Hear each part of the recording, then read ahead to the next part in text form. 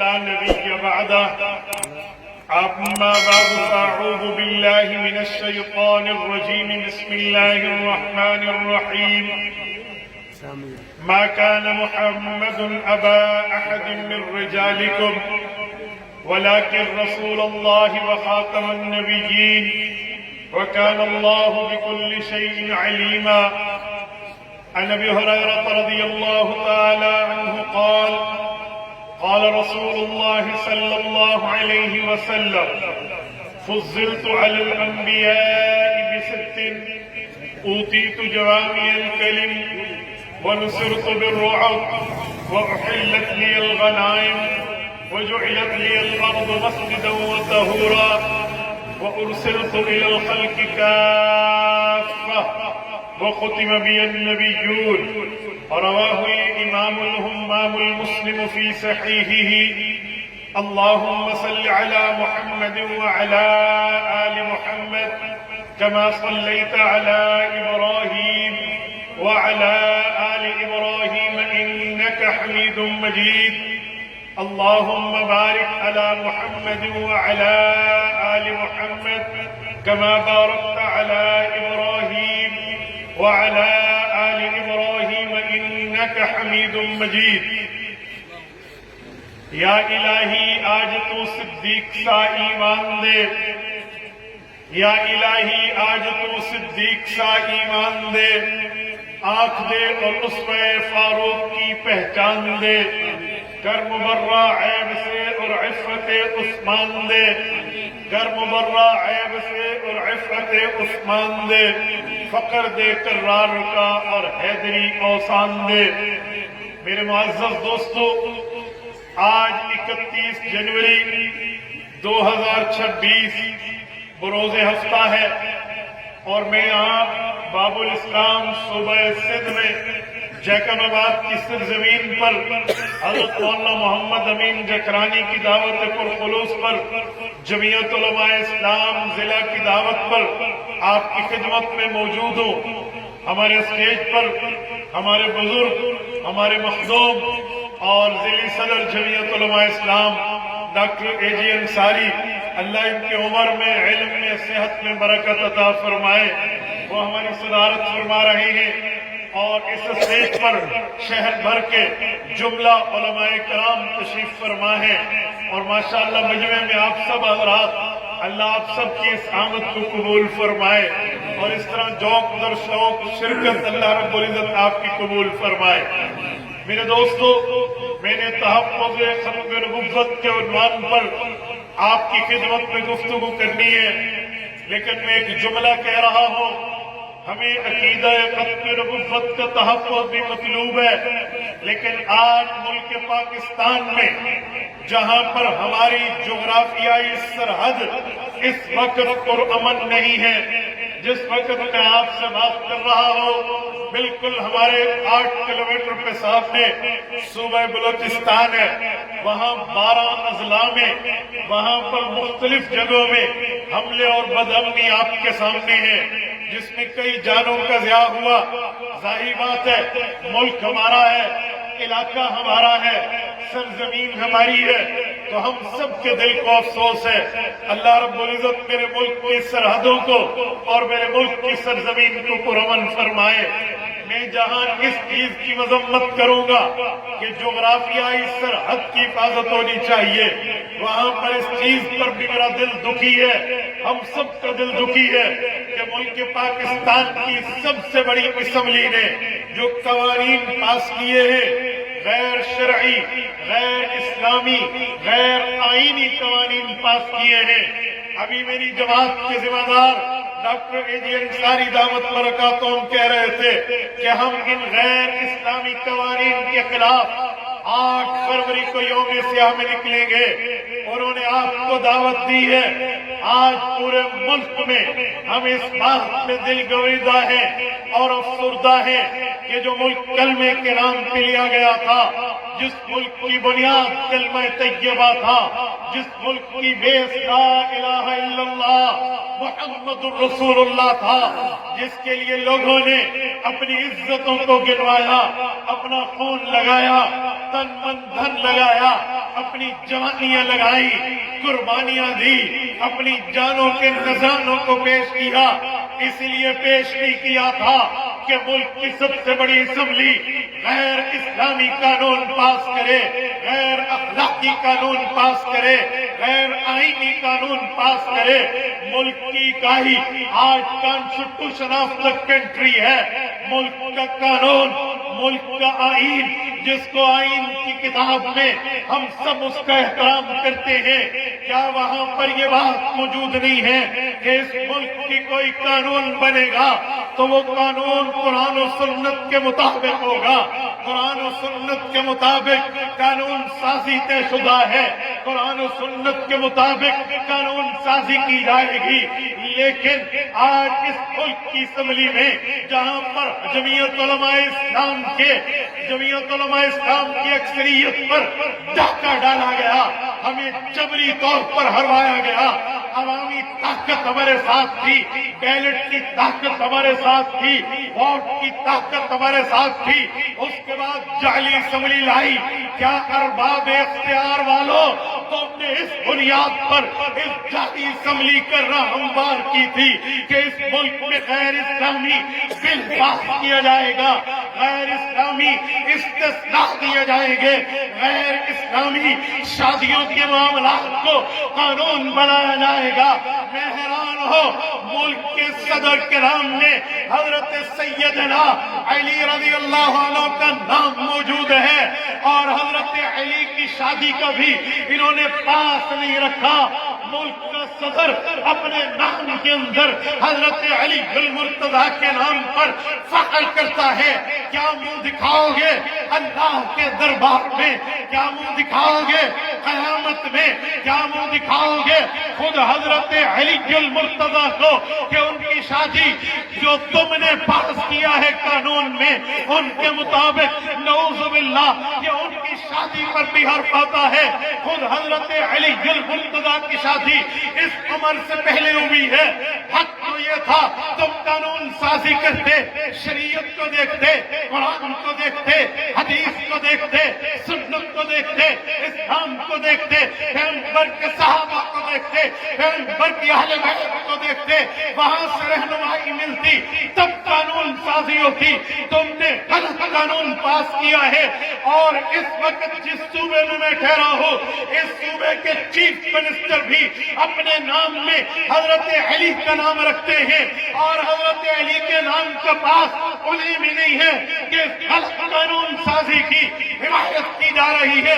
حکمرانوں تم نے کرنا تھا کر لیا، لیکن عوامی عدالت میں ہمارا جانا ہمارا رائٹ ہے۔ مجھے میرا آئین فنڈامنٹل آف رائٹس میں، بنیادی حقوق میں اس پر احتجاج کا حق دیتا ہے۔ ہم نے ان 2 نمبری قانونوں کو کل بھی پاؤں میں جوتے کی نوک پہ رکھا تھا، ہم آج بھی پاؤں کے جوتے میں نوک پہ رکھتے ہیں۔ ہم نے کل بھی اس قانون کو نہیں مانا تھا، ہم آج بھی اس قانون کو نہیں مانتے۔ آپ لوگ ساتھ دیں گے؟ اگر اس غلط قوانین کے لیے نکلنا پڑا آپ لوگوں نے جمعیت علماء اسلام، قائد عدالت اسلامیہ حضرت فضل آباد، سر بلند، سر بلند، سر بلند، سر بلند، جرأت مند، غیرت مند، جرأت مند، غیرت مند، نعرہ تکبیر۔ اس کے لیے روڈ بلاک کرنا پڑا کرو گے؟ آیت کی آواز پہ نکلو گے؟ جو نکلے گا ہاتھ کھڑا کر کے وعدہ کر ہے کہ ہم قائد ملت اسلامیہ کی ہر ایک آواز پہ روڈ پہ نکلنا پڑا نکلو گے؟ اسلام آباد کا آرڈر آیا جانے کا جاؤ گے؟ حکمرانوں یہ عوام کی آواز ہے، اس کو نکارہ خدا سمجھو۔ انشاءاللہ تعالی اگر تمہارا کام یہ 2 نمبری کرنا ہے تو اس میں مفتی محمود کے بیٹے زندہ ہیں، فضل الرحمان کے دیوانے زندہ ہیں، جمعیت علماء اسلام کے مستانے زندہ ہیں۔ ہم نے کل بھی مقابلہ کیا تھا، آج بھی مقابلہ کریں ہوگے۔ آؤ میں اب عنوان پر بات کر رہا ہوں۔ میں نے کہا ہمارے جلسے کا عنوان ہے عقیدہ ختم نبوت۔ ہم عقیدہ ختم نبوت کے تحفظ کو مانتے ہیں، عقیدہ ختم نبوت کو مانتے ہیں، اس کے بارے میں بنی ہوئی آئین اور قانون کی شکلوں کو مانتے ہیں، اور ختم نبوت کو صرف ہم عقیدہ نہیں سمجھتے۔ سندھ کے غیوروں، جیک نواز کے غیرت مندوں، عقیدہ ختم نبوت صرف عقیدے کا نام نہیں ہے، عقیدہ ختم نبوت رسول اللہ کی پگڑی کا نام ہے۔ میں یہاں پہنچا، آپ نے مجھے بلوچی روایات کے مطابق یہاں کی عزت پگڑی دی ہے۔ آج اس پگڑی کی حفاظت اگر بلوچ کر رہا ہے، ہم سب ان کے اس کے قدر مند ہیں، لیکن یہ پگڑی صرف اگر ایک قوم کی پگڑی ہے تو عقیدہ ختم نبوت میرے محمد الرسول اللہ کی پگڑی ہے۔ عقیدہ ختم نبوت محمد الرسول اللہ صلی اللہ علیہ وسلم کے اعزاز کا نام ہے، رسول اللہ کی تکریم کا نام ہے، رسول اللہ کی عزت کا نام ہے، حضور کی ناموس کا نام ہے، حضور پاک کے عہدے کا نام ہے، حضور کے مرتبے کا نام ہے، حضور کے درجے کا نام ہے، پاک پیغمبر کی محمدی حیثیت کا نام ہے۔ یاد رکھنا، ہم نے رسول اللہ کی پگڑی کی حفاظت کل بھی کی تھی، ہم آج بھی کریں گے انشاءاللہ۔ رسول اللہ کی عزت کی حفاظت ہمارے ایمان کا حصہ، ہمارے دین کا حصہ، ہمارے نظریے کا حصہ ہے۔ آپ پیغمبر خاتم النبیین تھے، خاتم النبیین ہیں، خاتم النبیین رہیں گے۔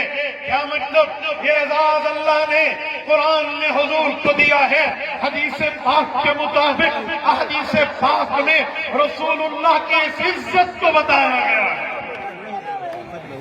میرے دوستو توجہ رکھنا، میں آپ کی خدمت میں جملہ کہنے لگا ہوں۔ رسول اللہ صلی اللہ علیہ وسلم کی عزت کا نام ہے عقیدہ ختم نبوت کے لیے رب کا قرآن ہمیں بتاتا ہے۔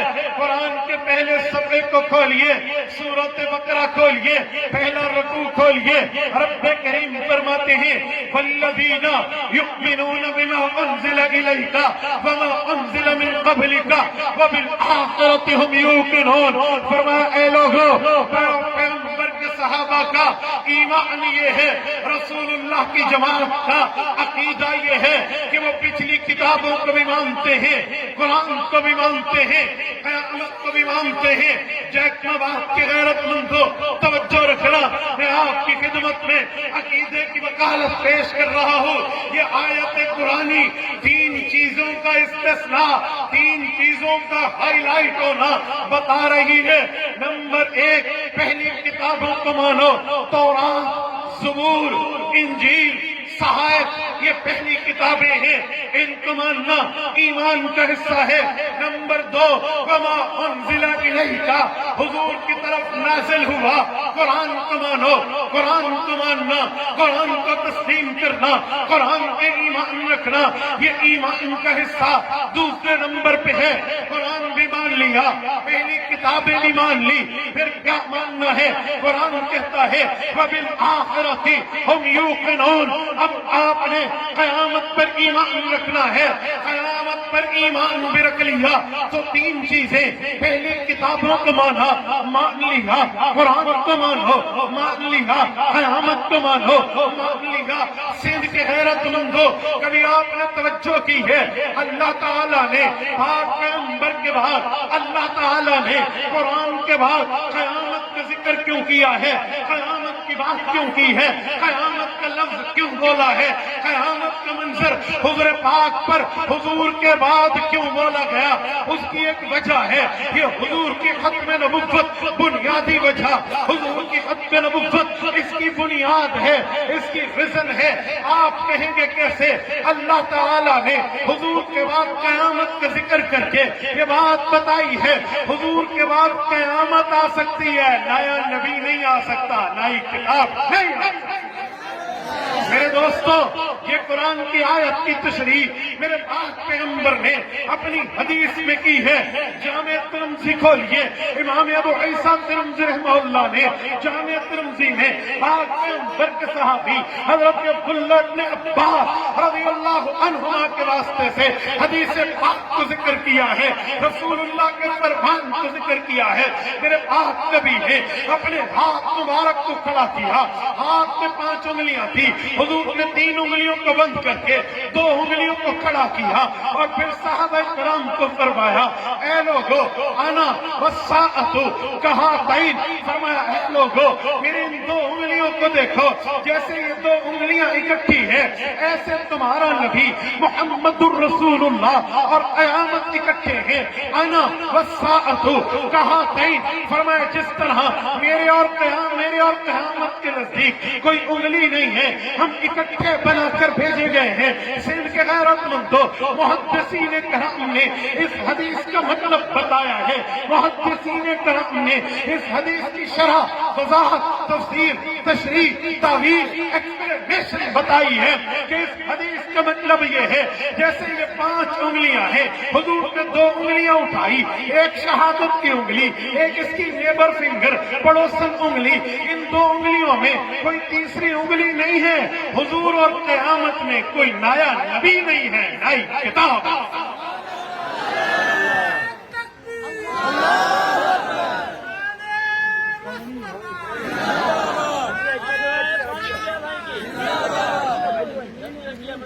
मेरे दोस्तों, जिस तरह हुजूर पाक सल्लल्लाहु अलैहि वसल्लम और क़यामत को इकट्ठा रखकर हुजूर पाक ने बता दिया कि जैसे मेरे और क़यामत में कोई नई उंगली नहीं है, ऐसे कोई नया नबी नहीं है।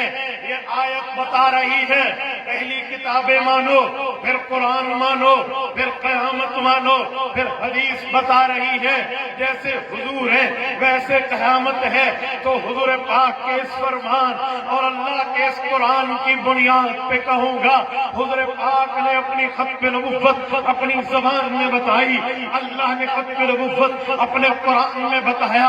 अब पता चला जो अकीदा खत्म नबुव्वत नहीं मानता वो अल्लाह को भी सच्चा नहीं मानता, वो रसूलुल्लाह को भी सच्चा नहीं मानता, और जो खन्नास कितनी खन्नासियत पे उतर जाए कि उसे अल्लाह भी सच्चा न लगे, मुहम्मदुर रसूलुल्लाह भी सच्चा न लगे। हमने कल भी से झूठा माना था, हम आज भी से झूठा। मेरे दोस्तों, अकीदा खत्म नबुव्वत का मतलब ये बात वाज़ेह तौर पे बता दी गई कि पाक पैगंबर के बाद कोई नई शरीयत, पाक पैगंबर के बाद कोई नई किताब, पाक पैगंबर के बाद कोई नया दीन, पाक पैगंबर के बाद कोई नई नबुव्वत, पाक पैगंबर के बाद कोई नया मामला, ऐसा कुछ भी नहीं है। ये बात समझा और बता दी गई है कि रिसालत इमाम अलैहिस्सलाम का हक़ नबुव्वत का मामला ऐसा है। मेरे दोस्तों, ये अकीदा हक़ नबुव्वत का सबूत अल्लाह के कुरान में भी है, अकीदा हक़ नबुव्वत का सबूत हुज़ूर पाक के फरमान में भी है। हम इस बुनियाद पे कह रहे हैं ये सिर्फ सबूत कुरान और सुन्नत के नहीं है, ये हमारे ईमान का हिस्सा है, हमारे अकीदे।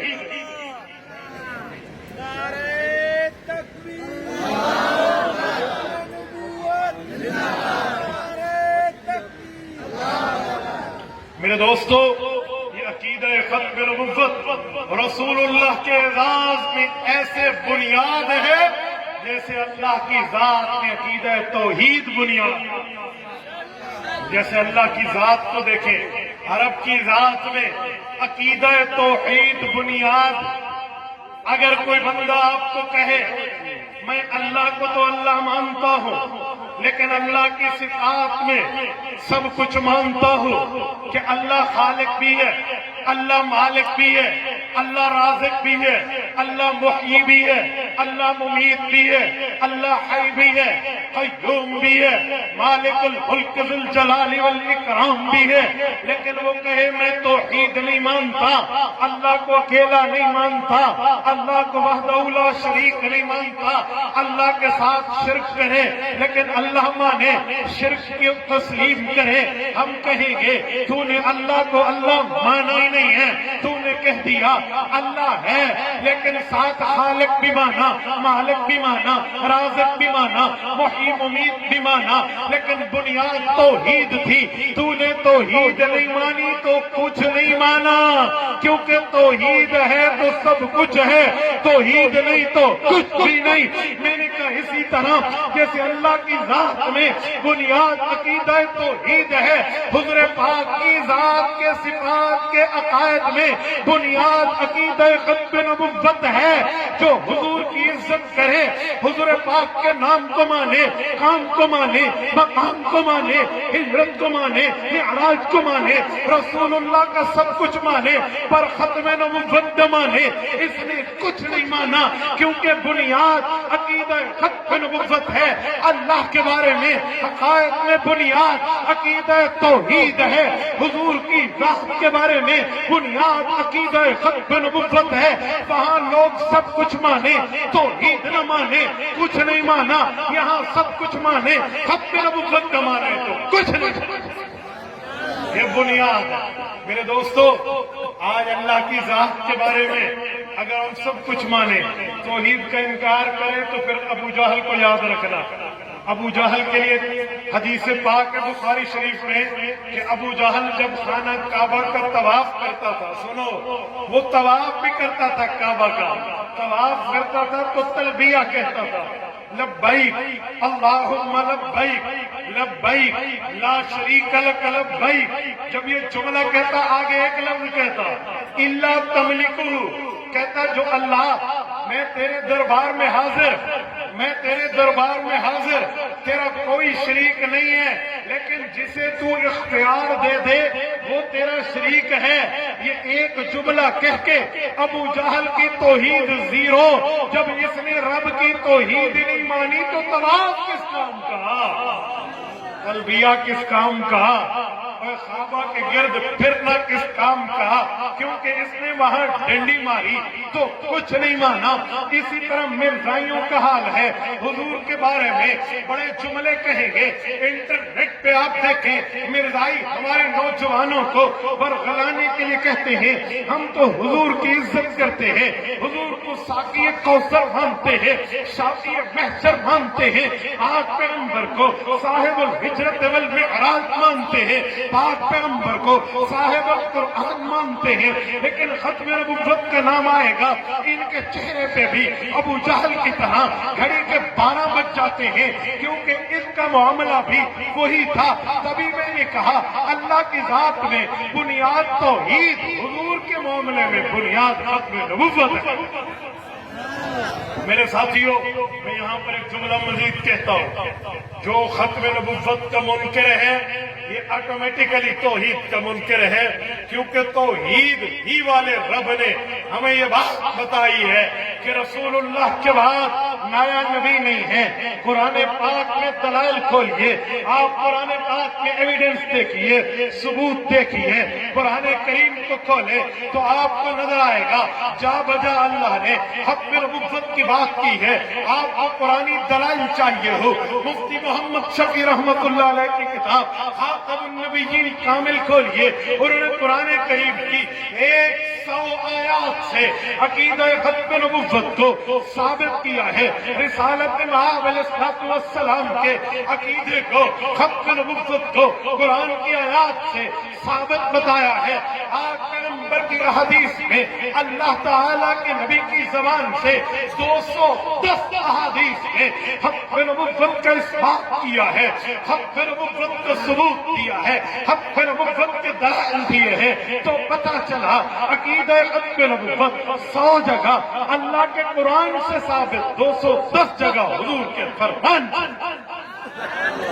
میرے دوستو، مجھے پرچیاں آتی ہیں تو میں عنوان کا خیال رکھ رہا ہوں، جو میرے جلسے کا عنوان ہے اسی پر سوال کرو، میں آپ کو جواب دوں گا۔ آپ نے کسی اور عنوان پہ گفتگو سننی تھی، عنوان بدل لیتے۔ آپ نے عنوان عقیدہ خلق نبوت رکھا ہے، میں اسی پر دلائل پیش کر رہا ہوں۔ میرے دوستو، جب 100 جگہ اللہ کے قرآن سے، 210 جگہ حضور کے فرمان سے عقیدہ خلق نبوت کو ثبوت ہے، اب جو بندہ خلق نبوت نہیں مانتا وہ صرف خلق نبوت کا منکر نہیں ہے، 100 جگہ اللہ کو غلط کہہ رہا ہے، 210 جگہ رسول اللہ کو غلط کہہ رہا ہے۔ اللہ محفوظ فرمائے۔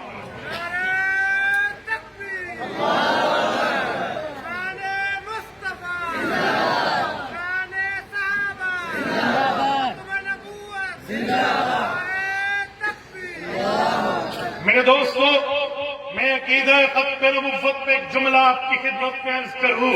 آج جب میرے علماء کرام عقیدہ خلق نبوت کی بات کرتے ہیں تو ان کے پیچھے پوری بنیاد ہے۔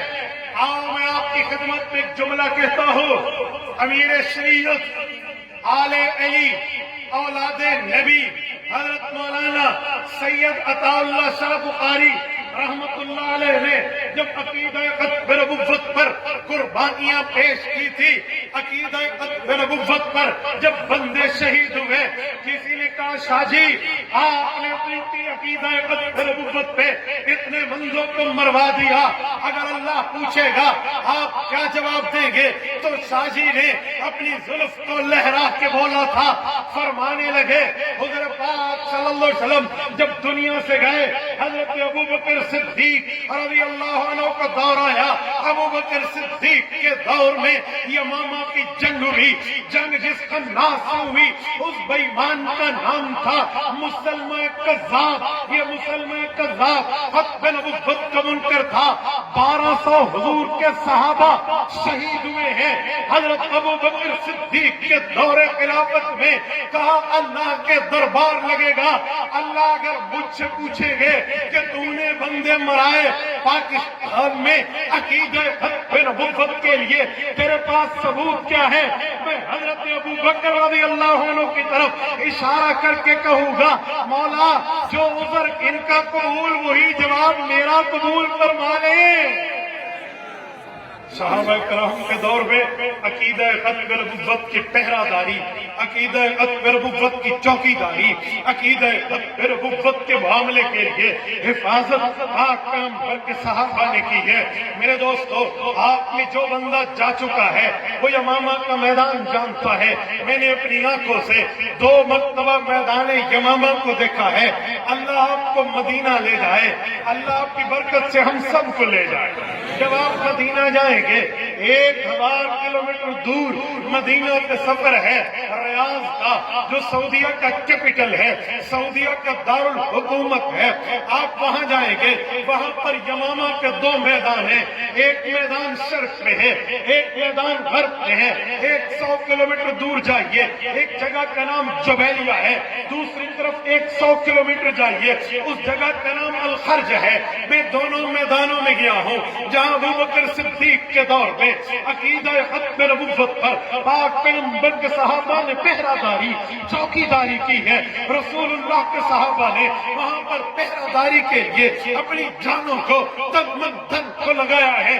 تقریباً 1200 کے لگ بھگ شہداء خلق نبوت ہیں، ان سب نے اپنی گردنیں کٹائی پر اپنے خون سے عقیدہ خلق نبوت کو زندہ باد رکھا۔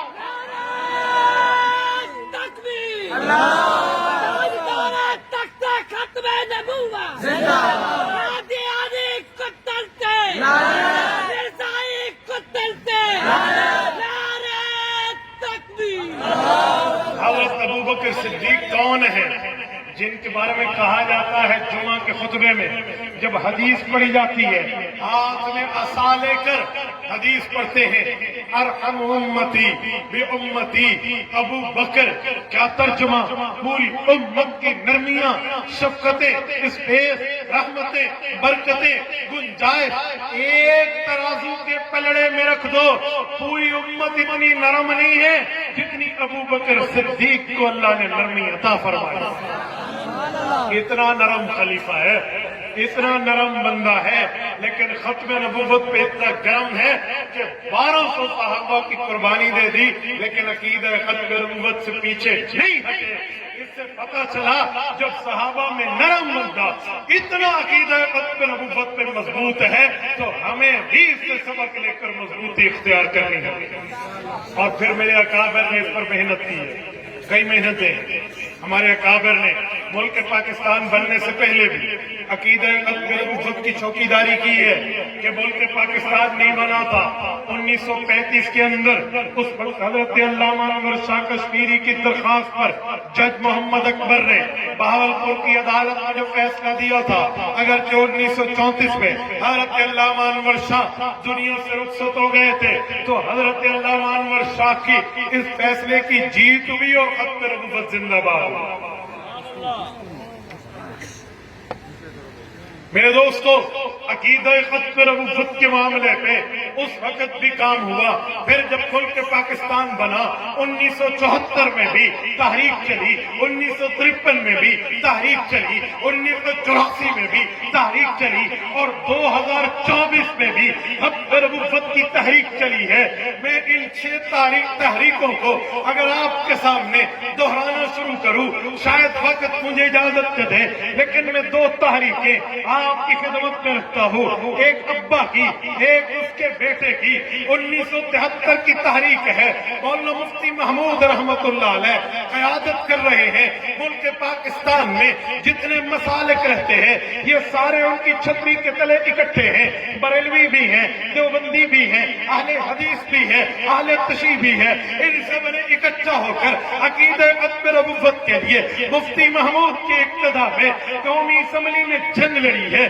قومی اسمبلی کے اندر جناب ذوالفقار علی بھٹو وزیر اعظم ہیں، ان کے سامنے قادیانیوں کا مسئلہ پیش ہوا ہے۔ 13 دن تک قادیانیوں کے مسئلے پر زیر بحث لایا گیا۔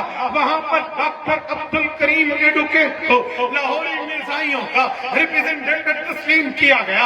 اسی طرح مرزا ناصر کو لاہوری مرزائیوں کا دوسرا فرقہ قادیانیوں کی طرف سے نمائندہ مانا گیا۔ ان کو وقت ملا، ٹائم ملا، اسپیس ملا، گفتگو کے لیے ڈائس ملا۔ 2 دن تک مرزا ناصر نے، 1 دن تک ڈاکٹر عبدالکریم نے اپنی مرزائیت کے کفر کو اسلام کے نام پر پیش کرنا چاہا، لیکن ہر کفر کی دلیل کو مسلمان توڑ دیتے، آیت کے ساتھ، حدیث کے ساتھ، قانون کے ساتھ، عقل کے ساتھ، کامن سینس کے ساتھ، دلیل کے ساتھ۔ جب دلیلیں ٹوٹی پھر قومی اسمبلی میں جو بندے موجود تھے انہوں نے ختم نبوت کے دلائل سنے، تو اس میں چاہے مسلم تھے چاہے غیر مسلم تھے جو آپ کے سندھ کی نمائندگی کر رہے تھے، ان سب نے وہاں اس قانون کو منوانے کے لیے اپنی تقدو کی ہے۔ تو رب نے ان سیاسی علماء کرام سے وہ کام لیا ہے جو رہتی دنیا تک سنہری حروف سے لکھا جائے گا، اور 1974 میں 7 ستمبر بروز ہفتہ 1974 کا جب سورج طلوع ہوا تو قادیانی ہار چکے تھے، مسلمان جیت چکے۔ مفکر اسلام مفتی اعظم مفتی محمود۔ میرے دوستو، عقیدہ ختم نبوت پر ہمارے اکابر نے اس وقت قانون بنوایا، محنت کی، اور یہ قانون چلتا رہا چلتا رہا چلتا رہا۔ جس وقت ملک پاکستان میں الیکشن ہو رہے تھے 8 فروری 2024 بروز جمعرات، اس سے ٹھیک 2 دن پہلے 6 فروری، لے آپ مجھے اشارہ کر مجھے دیجیے، اللہ آپ کو سلامت باقرام جزاکم اللہ۔ جس وقت ملک پاکستان میں الیکشن ہو رہے تھے اس وقت 2 دن پہلے 6 فروری 2024 کو بروز منگل کو پاکستان کی سب سے بڑی عدالت کے سب سے بڑے جج جناب قاضی فائزی صاحب نے قادیانیوں کے حق میں ایک فیصلہ دیا ہے، اور اس فیصلے میں ملک پاکستان کے آئین کو وائلیٹ کیا گیا۔ اس میں قادیانیوں کو وہ حق دیا گیا جو قانون میں، جو آئین کی کتاب میں ان کا حق موجود نہیں ہے، اور اس میں قرآن و سنت کی مخالفت بھی تھی، اور اسی میں آئین کی مخالفت بھی تھی۔ اس وقت الیکشن کی گہما گہمی تھی، زندہ باد اور مرداباد میں لوگ اکٹھے تھے، اس وقت حال یہ تھا الیکشن کا رش تھا، اس چیف جسٹس نے سمجھا کہ رش کی ٹریفک میں میں اپنے لنگڑے ٹرک کو وہاں سے گزار لوں گا، اس لیے اس نے فیصلہ دیا، لیکن اسے نہیں پتا مسلمان جس سیاسی جماعت سے ہو، جس مذہبی جماعت سے ہو، جس علاقائی جماعت سے ہو، وہ جو زبان بولتا ہو، وہ جو قوم سے ہو، جس قبیلے سے ہو، جس صوبے سے ہو، جس ضلع سے ہو، جس علاقے سے ہو، محمد الرسول اللہ کی اکائی اسے جوڑی ہوئی ہے، اس پر یونٹی ہے، اس پر اتحاد ہے، اس پر اتفاق ہے، اس پر اجماع ہے کہ مسلمانوں کا نعرہ ہے رسول اللہ کی ختم نبوت ہمارے ایمان کا حصہ ہے۔ پھر قائد ملت اسلامیہ مولانا فضل الرحمان نے سب سے پہلے اس پہ آواز اٹھائی، پھر پورے ملک میں چترال کی چوٹیوں سے لے کر اس وقت یہاں